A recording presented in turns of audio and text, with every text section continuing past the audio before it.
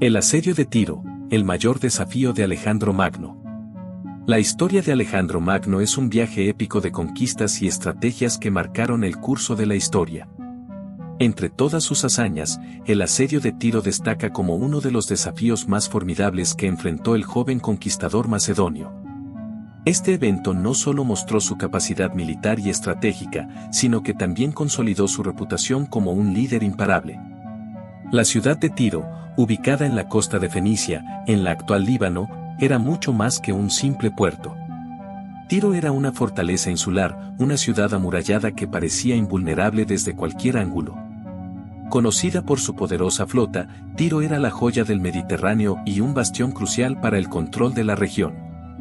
Alejandro comprendió que para avanzar hacia la conquista del imperio persa, primero debía asegurar su retaguardia y eliminar cualquier amenaza potencial, y Tiro representaba precisamente eso, un peligro latente para su dominio sobre el mar. No veo que tengamos el paso a Egipto seguro mientras los persas sean los dueños del mar. Así lo afirmó Alejandro, según el historiador Arriano, al dirigirse a sus generales. La toma de Tiro no era una cuestión de gloria personal, era una necesidad estratégica para asegurar el control sobre el Mediterráneo oriental y, en última instancia, para garantizar la estabilidad de sus líneas de suministro. El comienzo de la campaña asiática había sido prometedor para Alejandro. Tras su victoria en el río Gránico, demostró su destreza en Isos, donde derrotó a Darío III, el rey de reyes, forzándolo a huir. Estos triunfos llevaron a Alejandro a un cruce de caminos: perseguir a Darío en el corazón de Asia o asegurar su dominio en el Mediterráneo antes de continuar su avance. Perseguir a Darío parecía una opción lógica para capitalizar la victoria, pero Alejandro no era un hombre que tomara decisiones precipitadas. Sabía que adentrarse en Asia sin neutralizar las bases persas en el Mediterráneo sería un error estratégico. Los persas, liderados por estrategas como Memnón de Rodas, podrían utilizar su flota para cortar las líneas de suministro macedonias, amenazando toda la campaña. Sacrificio a Melkart y la desconfianza de Alejandro. Tras su brillante victoria en Isos, Alejandro Magno se consolidó como el líder indiscutible en la región. Su fama como conquistador se había extendido rápidamente, y varias ciudades fenicias, como Biblos y Sidón, le ofrecieron su lealtad sin necesidad de un enfrentamiento. Sin embargo, la ciudad de Tiro no se mostró tan dispuesta. La relación de Tiro con los persas había sido favorable, especialmente en comparación con Sidón, que había sufrido una dura represión tras rebelarse contra Artajerjes III. Aunque Tiro ofreció una aparente neutralidad, Alejandro, siempre astuto, sospechó que la ciudad aún mantenía su lealtad a los persas. Decidido a poner a prueba esta neutralidad, Alejandro aprovechó un festival en honor a Melkart, la deidad fenicia equivalente a Heracles en la mitología griega. En un gesto cargado de simbolismo, solicitó participar en el festival ofreciendo un sacrificio a Melkart. Para los tirios, permitir que Alejandro hiciera esta ofrenda significaba reconocerlo como su rey, ya que según la tradición solo el soberano tenía el privilegio de sacrificar a Melkart durante el festival. Los tirios, sin embargo, rechazaron la solicitud, afirmando que su neutralidad les impedía conceder tal honor. Alejandro interpretó esta negativa como un acto de desafío, una afrenta personal que le dio el pretexto perfecto para iniciar el asedio a la ciudad en enero de 332 a.C. El asedio de la ciudad dividida. Tiro, una ciudad dividida en dos partes, presentaba un desafío único. La parte vieja, ubicada en tierra firme, fue rápidamente ocupada por las fuerzas de Alejandro. Pero la parte nueva, situada en una isla fortificada y rodeada por el mar, parecía impenetrable. Los macedonios, aunque expertos en la guerra terrestre, carecían de una flota que les permitiera enfrentar a los tirios en su propio terreno.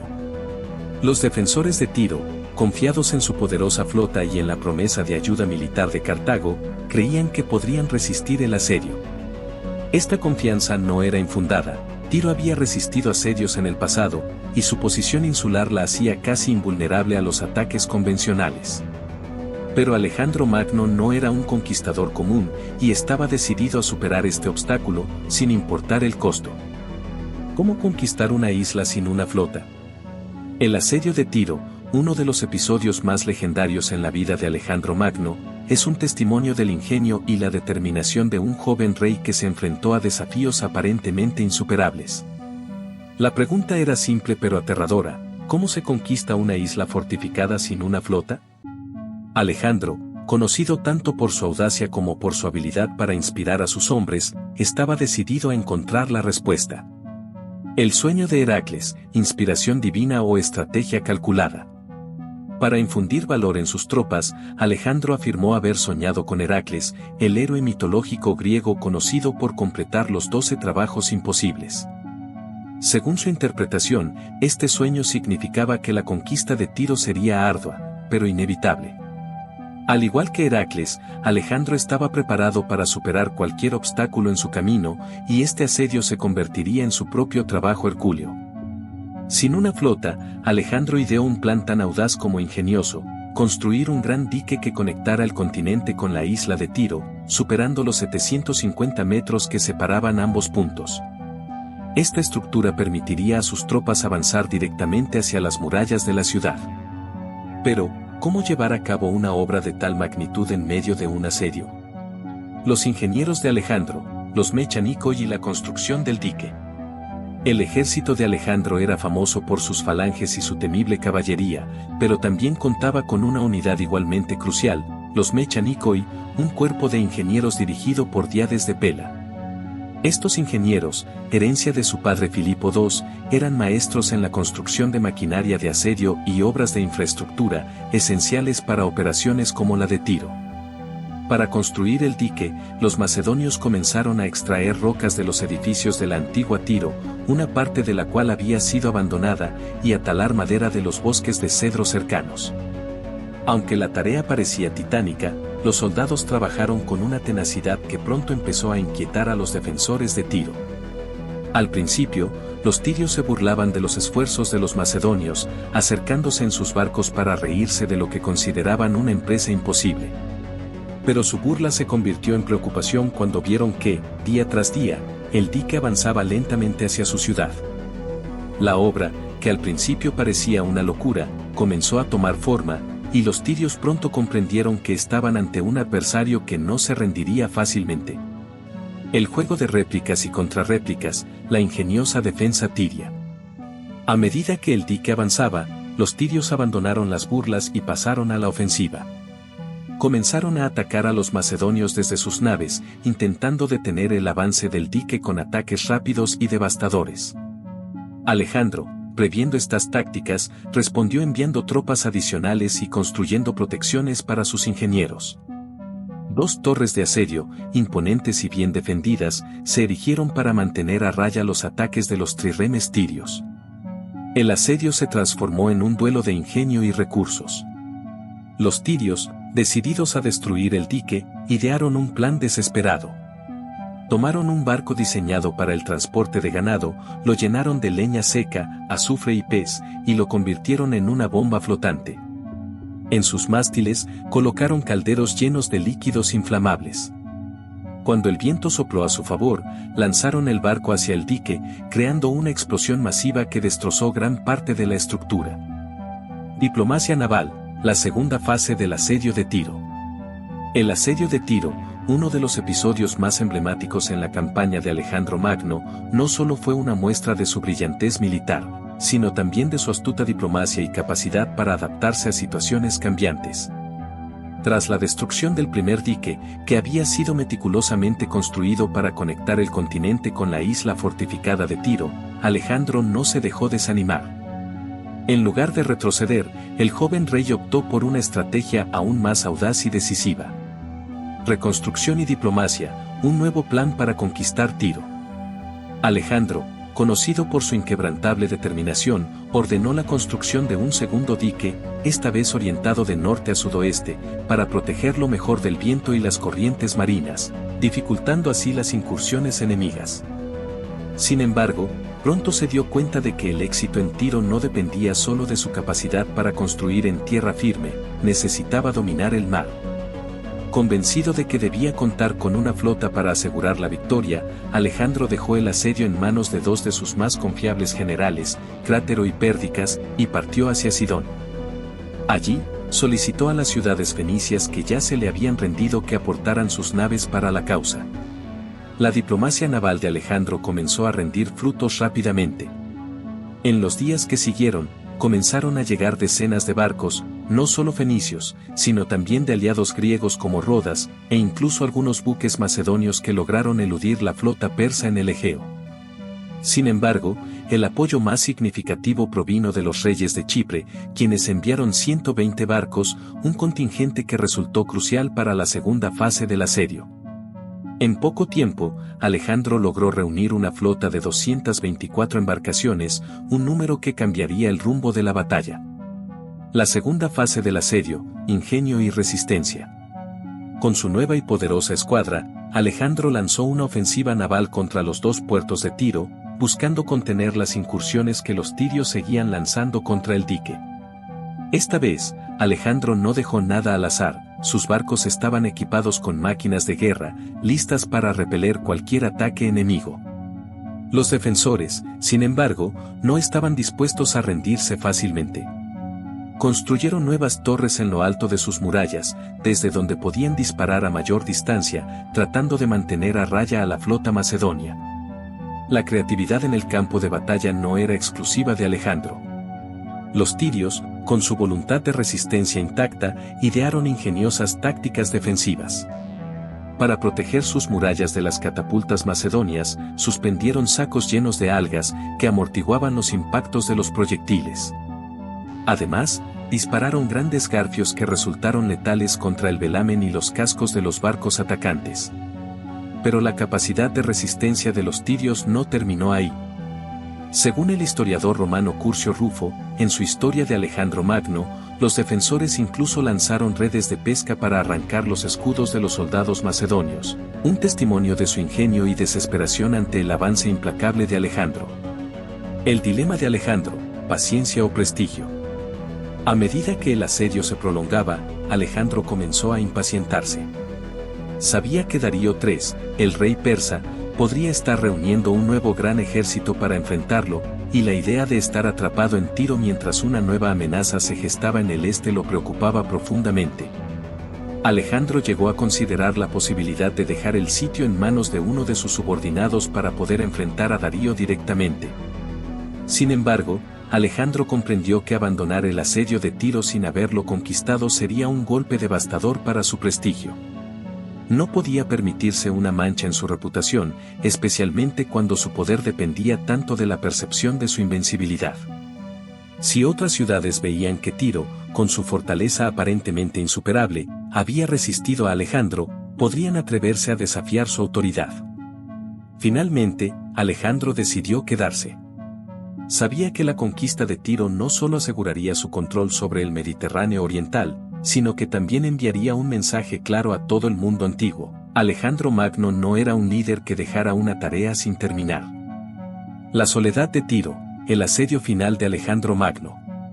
En el caluroso verano de 332 a.C., los vientos del destino comenzaron a cambiar para Alejandro Magno y sus tropas. Durante meses, la ciudad fenicia de Tiro había resistido con valentía el asedio macedonio, pero su suerte estaba a punto de agotarse.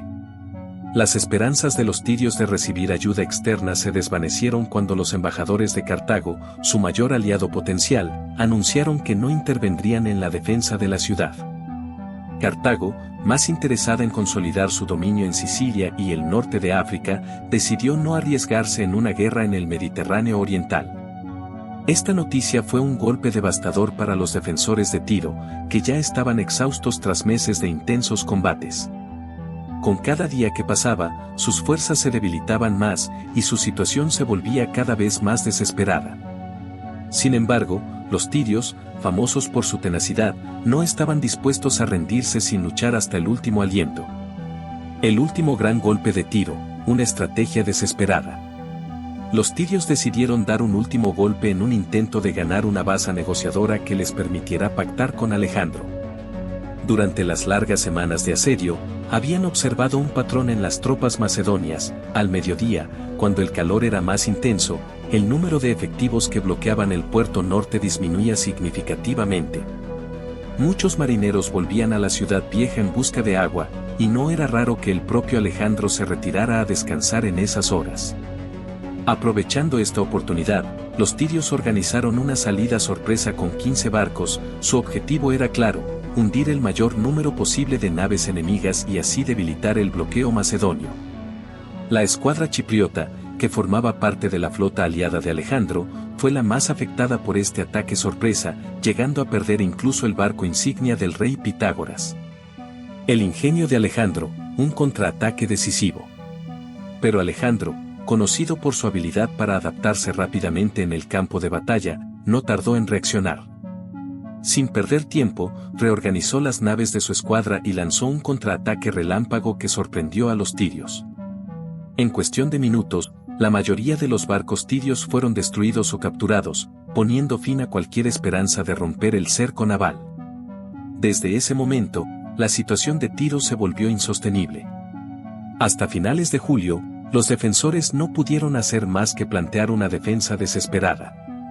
Los Mechanikoi, los ingenieros macedonios, acercaron el dique a las murallas de la ciudad hasta una distancia que permitía a las máquinas de guerra lanzar sus proyectiles con gran precisión, debilitando las defensas tirias día tras día. El asalto final, la brecha en las murallas. Finalmente, tras semanas de intensos bombardeos, los macedonios lograron abrir una gran brecha cerca del puerto sur de Tiro. La brecha, sin embargo, no fue suficiente para garantizar una entrada fácil a la ciudad. Cuando los soldados de Alejandro intentaron penetrar en la urbe, fueron rechazados en el último momento por los defensores, quienes, a pesar de su agotamiento, seguían luchando con una determinación feroz. Aún así, la caída de Tiro era solo cuestión de tiempo. Con la ciudad aislada y sin posibilidades de recibir ayuda externa, Alejandro y sus tropas se prepararon para el asalto final que marcaría el fin de uno de los asedios más legendarios de la historia antigua. Alejandro en las murallas, el asalto final a Tiro. El asedio de Tiro, un episodio clave en la carrera militar de Alejandro Magno, culminó en un enfrentamiento decisivo que definió su reputación como uno de los estrategas más implacables de la historia. Después de meses de resistencia, la ciudad fenicia, que había soportado ataques incansables y tácticas innovadoras, finalmente sucumbió ante la fuerza y la determinación del joven rey macedonio. El asalto retrasado por la tormenta, el fin inminente. Tras la última y desesperada muestra de valor por parte de los defensores de Tiro, la caída de la ciudad era inevitable. Sin embargo, un temporal de 3 días retrasó el asalto final, dando a los tirios un breve respiro que no cambiaría su destino. Cuando las condiciones meteorológicas mejoraron, Alejandro no perdió tiempo en ordenar un ataque total. Las máquinas de guerra macedonias, que habían sido cruciales en el asedio, abrieron nuevas brechas en los muros de los puertos, preparando el camino para la infantería de élite de Alejandro, los hipaspistas. Estos soldados, conocidos por su valentía y habilidad en combate, encabezaron la ofensiva, con el propio Alejandro liderándolos desde el frente. Según Diodoro de Sicilia, la visión del rey macedonio asaltando las murallas personalmente acabó con la audacia del enemigo. Fue un golpe psicológico tan potente que los defensores, que hasta entonces habían luchado con tenacidad, se rindieron poco después. La caída de Tiro, un saqueo implacable.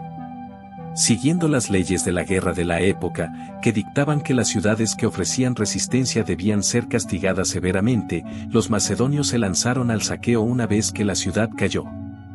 La brutalidad del asalto fue legendaria. Según Curcio Rufo, 6.000 defensores fueron ejecutados inmediatamente y otros 2.000 fueron crucificados en las murallas como advertencia a cualquier otra ciudad que considerara desafiar a Alejandro. La suerte de los civiles no fue mucho mejor. Un total de 30.000 personas, entre ellas muchas mujeres y niños, fueron capturadas y vendidas como esclavos. Sin embargo, en un gesto que mezclaba política con piedad, Alejandro ordenó que se respetara a aquellos que lograron refugiarse en los templos, conscientes de que este acto de misericordia podría influir en la opinión pública de otros territorios. El legado de Tiro, de isla a península. La caída de Tiro dejó una marca indeleble no solo en la historia militar de Alejandro, sino también en la geografía misma de la región. El dique construido por los macedonios, que había sido instrumental en la conquista de la ciudad, permaneció en su lugar tras la victoria. Con el tiempo, los sedimentos se acumularon alrededor de esta estructura, uniendo permanentemente la isla de Tiro con la costa continental, alterando la fisonomía de la urbe para siempre. El camino hacia Egipto y Gaugamela, un futuro glorioso. Alejandro, habiendo cumplido lo que había vislumbrado en su sueño con Heracles, demostró que incluso los desafíos más formidables podían ser superados con ingenio y tenacidad. Con la conquista de Tiro, uno de los últimos bastiones que amenazaban su control sobre el Mediterráneo oriental, Alejandro estaba libre para continuar su marcha hacia Egipto. Este avance no solo solidificó su control sobre el mundo conocido, sino que también lo preparó para el enfrentamiento definitivo con Darío III en la batalla de Gaugamela, donde su lugar en la historia como uno de los más grandes conquistadores sería asegurado. Si te ha apasionado este relato sobre Alejandro Magno y su épica conquista de Tiro, te invito a suscribirte al canal para no perderte nuestras próximas historias. Dale un me gusta a este video si te ha resultado interesante, y no dudes en dejar un comentario con tus pensamientos o cualquier pregunta que tengas. Si conoces a alguien que disfruta de la historia, comparte este video para que más personas puedan descubrir la increíble saga de Alejandro Magno. Nos vemos en el próximo video para seguir explorando el pasado juntos.